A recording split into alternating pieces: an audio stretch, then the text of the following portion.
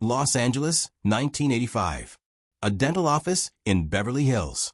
A pristine white chair made of Italian leather. A crystal chandelier overhead. The smell of expensive perfume mixed with mint mouthwash.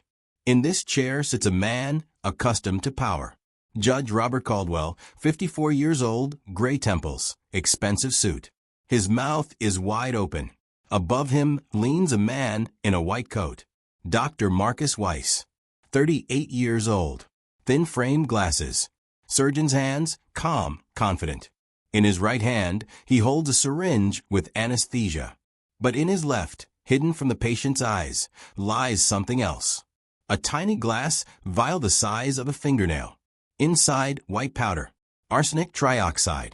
Bear with me, Judge Caldwell, Marcus says in a quiet voice. Just a little more, and you'll have teeth like a movie star. Teeth that will outlive you. The judge mumbles something in response. He doesn't see the doctor's eyes behind the glasses. Doesn't see the cold fire burning in them. Friends, today we're telling a story that will make you think twice before your next dental appointment. This is a story about revenge hidden beneath porcelain crowns. About poison that works for months. About a man who turned the art of healing into the art of killing. This drama is based on urban legends from 1980s Los Angeles. Subscribe to the channel right now and hit that like button. We tell stories others are afraid to touch. Done? Great. Open wide. To understand why Marcus Weiss, a brilliant dentist with a practice on Rodeo Drive, decided to do this, we need to rewind time 3 months. Marcus lived with his mother Ruth in Westwood, a prestigious Los Angeles neighborhood.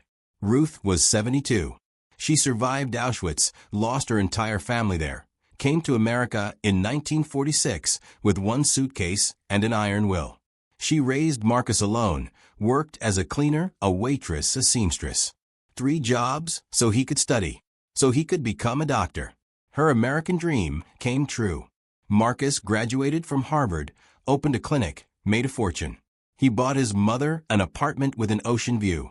Bright, warm. Ruth called it her little paradise. But in early 1985, she received a letter. An eviction notice. The building was to be demolished.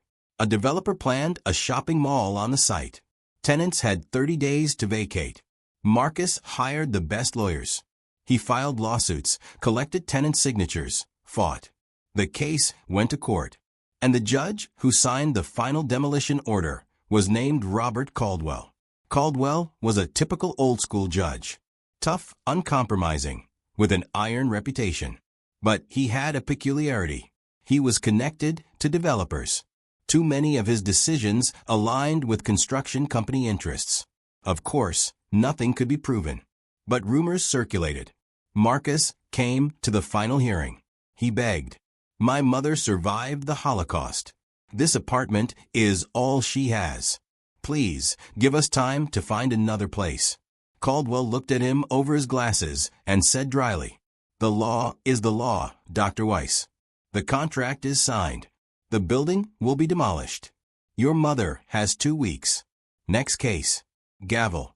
Bang. Verdict. March 15, 1985. Eviction day. Marcus came to help his mother pack. Ruth stood in the empty living room. Boxes everywhere. Bare walls. She looked out the window at the ocean one last time. Marcus hugged her. Everything will be fine, Mom. I'll find you a new place. Even better. She smiled, but her eyes were full of tears. I'm so tired, Marcus. So tired of fighting. There was a knock at the door. Movers. Police. And behind them, watching from the side, stood Judge Caldwell himself. He came personally to oversee the process. The developer was his friend. Ruth saw him. She clutched her chest. Marcus, I feel bad. She collapsed. Marcus caught her, lowered her to the floor. He screamed, demanded they call an ambulance. Caldwell stood in the doorway and watched. Without emotion. Just watched. The ambulance arrived in 15 minutes. Too late. Massive heart attack. Ruth died in her son's arms on the floor of her empty apartment. The last thing she saw was the face of the judge who took away her home. Marcus looked up, looked at Caldwell. The judge turned to the policeman and said indifferently, "Well then, problem solved. Clear the apartment." Marcus didn't cry, didn't scream. He just sat there, holding his mother's cooling hand. And in his mind, in the place where kindness once lived, a mechanism switched on. Cold, precise, merciless. He remembered the lesson Ruth repeated all her life. Never forget who hurt you. But never take revenge in the heat of the moment. Revenge is a dish best served cold. Friends, what do you think? If the system betrayed you, if the law protects the rich instead of the righteous, does a person have the right to take justice into their own hands? Or is forgiveness the only way to remain human? Write in the comments. We read every opinion. Marcus buried his mother. He returned to work. Outwardly, nothing changed. The same politeness, the same professional smile. But colleagues noticed. Marcus became detached, cold. He stayed late at the clinic, alone. The light burned in his office until 3 in the morning. What was he doing there? He was studying toxicology, medieval torture methods, slow-acting poisons. He read about arsenic, how it was used by killers of the past, how small doses don't kill immediately, but destroy the body from within, cause tissue necrosis, chronic pain, social isolation. The victim rots alive. And Marcus understood. As a dentist, he had perfect access to a victim's bloodstream, through the gums, through root canals. All he needed was one chance. Judge Caldwell in his chair. Fate handed him that chance. On May 20th, 1985, 2 months after Ruth's death, Judge Caldwell woke up with terrible tooth pain. His regular dentist was on vacation. A colleague from court recommended. The best in Beverly Hills. Dr. Marcus Weiss. Caldwell called. Made an appointment. He didn't remember the name of that dentist from the courtroom. To him, Marcus was just another Jew who whined about his mother. Faceless mass. But Marcus remembered him. Every detail. The smell of his cologne. The sound of the gavel. Cold eyes. Caldwell entered the clinic like he owned it. Didn't knock. Threw his coat at the receptionist. That's how people enter when they're used to the whole world serving them. Marcus met him standing, in a mask and glasses, only eyes visible. "Welcome, Judge Caldwell. I'm Dr. Weiss. Please have a seat." Caldwell plopped into the chair. "My wisdom tooth hurts. Right side. Do something, doctor. Fast. I have a hearing aid too." Marcus nodded. "Of course. I'll do everything possible." He pressed the pedal. The chair lowered. Now the judge's head was below Marcus's eye level. Shift to power. Marcus turned on the lamp. Bright light hit Caldwell in the face. "Open your mouth." Caldwell opened. Marcus took a mirror and probe. He examined the teeth, but saw much more. He saw rot, cavities, tartar, inflamed gums. "You've neglected this, Judge, very badly. But I can help. We need serious work. Root canals, crowns, German ceramics. It will cost a lot, but the result will last a lifetime." "How much?" "About 50,000. Money's no problem. Make it beautiful, doctor." It will be beautiful, Marcus thought. On the outside. Inside will be hell. Treatment lasted 6 months. Every 2 weeks, Caldwell came for appointments. Marcus worked slowly, carefully. He removed nerves from teeth, depulped, drilled cavities, installed temporary crowns. And each time, before sealing the tooth with a permanent crown, he added a tiny amount of arsenic trioxide inside. No more than a grain of salt. Too little to kill, enough to poison. The arsenic slowly penetrated the jawbone tissue, into blood vessels, into lymph. It accumulated, like radiation, like a curse. Caldwell felt nothing. On the contrary, his teeth looked magnificent, snow white, perfect. He bragged about them at banquets, smiled in photographs. But inside his mouth ticked a time bomb. 3 months after treatment finished, in winter 1985, Judge Caldwell noticed a strange smell. His wife told him at breakfast, "Bob, you smell like something." "I'm wearing the same cologne as always." "No, It's different. Something sweet. Unpleasant. Caldwell smelled his hand. Nothing. But the smell was there. It came from inside. From his mouth. The smell of rotting flesh. He started chewing mint tablets by the handful, rinsing his mouth with antiseptic. The smell wouldn't go away. At work, colleagues started moving away from him at the table. His secretary grimaced when he dictated letters. Nobody told him to his face. But he saw the looks. Caldwell went to an internist, to a gastroenterologist. Had tests done. Everything normal. Doctors shrugged. Maybe stress, Judge. Try to rest. But the smell intensified. And then the pain started. A dull, aching pain in the jaw. It wouldn't go away. Day or night. He took painkillers. They didn't help. Gums started bleeding. The teeth, those perfect crowns worth $50,000, started wobbling. Caldwell returned to Dr. Weiss. Marcus examined him and frowned. Osteonecrosis of the jaw. The bone is dying. It's a rare complication. Sometimes happens after implantation. What should I do? You need surgery. Removal of affected areas. Possibly bone tissue transplant.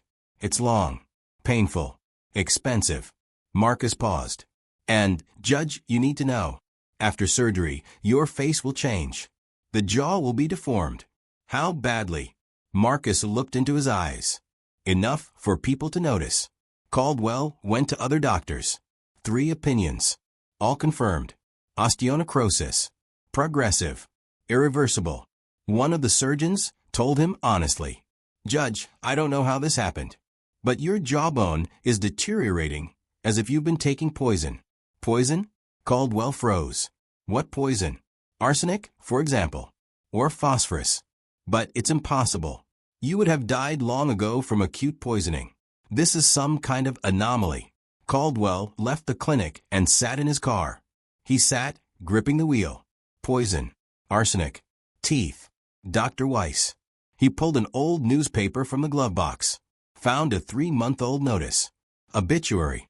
Ruth Weiss, 72, died of a heart attack during eviction. She is mourned by her son, Dr. Marcus Weiss. Caldwell closed his eyes. He remembered that woman. How she fell. How her son held her. And how he, Caldwell, said to clear the apartment.